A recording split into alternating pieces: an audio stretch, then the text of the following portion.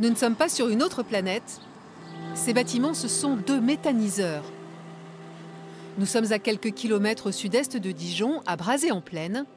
C'est Jean-Michel Fèvre qui a monté cette installation sur sa ferme il y a 6 ans pour valoriser les déchets de ses productions, bovins et céréales. Là, je suis en train de remplir la trémie d'incorporation pour nourrir la méthanisation. Tout ce qui rentre dans la trémie, c'est tous des produits agricoles. Et autrement, on reçoit des bouts de la malterie, donc qui sont des bouts assez solides qu'on incorpore aussi. On reçoit aussi du liquide, c'est des eaux grasses de restauration et des soupes de déconditionnement. Tous ces déchets passent ensuite 110 à 120 jours dans les grandes cuves où ils fermentent et dégagent un gaz, le méthane. C'est lui qui permet de fournir l'énergie. Donc là, on est dans le local technique où il y a le moteur pour la cogénération. Donc le moteur, il utilise le gaz méthane qu'on produit dans les fermenteurs et il permet d'entraîner une génératrice pour fabriquer de l'électricité. Cette électricité, environ 500 kWh, est revendue à EDF. Jean-Michel Fèvre a signé un contrat de 20 ans avec l'entreprise. L'eau de refroidissement est-elle utilisée pour chauffer une malterie et une sécherie d'oignons? Quant aux résidus des déchets, ils lui servent à fertiliser ses sols. Ce projet, c'est avec l'aide de Clément Munier de l'ADEME, l'agence de maîtrise de l'énergie, qu'il l'a monté, pour la partie technique, mais également pour le valider, car tous les projets ne sont pas acceptés. Notre idée, c'est vraiment que l'installation de méthanisation s'adapte aux activités de la ferme et pas l'inverse.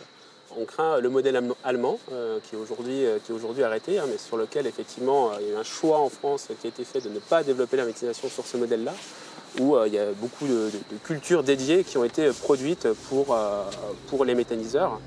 En clair, pas question de cultiver uniquement pour méthaniser. À la base, il doit y avoir une vraie exploitation agricole. C'est le cas ici, à Marsanais-le-Bois, au nord de Dijon. Ils sont même 7 agriculteurs à s'être associés pour monter une unité de méthanisation. Au départ, tout est parti pour eux d'un besoin de produire autrement, tout en étant rentable financièrement. Historiquement, notre exploitation faisait plutôt des choses très simples, du colza, du blé et de l'orge. Et aujourd'hui, avec une volonté d'utiliser un peu moins d'engrais, un peu moins de produits phytosanitaires, on a besoin de réincorporer de l'herbe dans nos exploitations. Alors l'herbe, pour la valoriser, le plus simple, ça pourrait être de l'élevage, sauf que ce n'est pas toujours facile de faire l'élevage partout.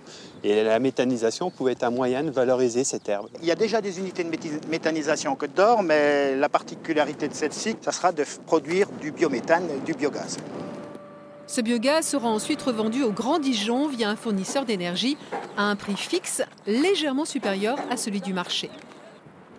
Pour cette unité, les agriculteurs ont été accompagnés par la Chambre d'agriculture, notamment pour faire de la pédagogie, car certains projets ont été freinés par des riverains qui craignaient les risques d'explosion ou les odeurs.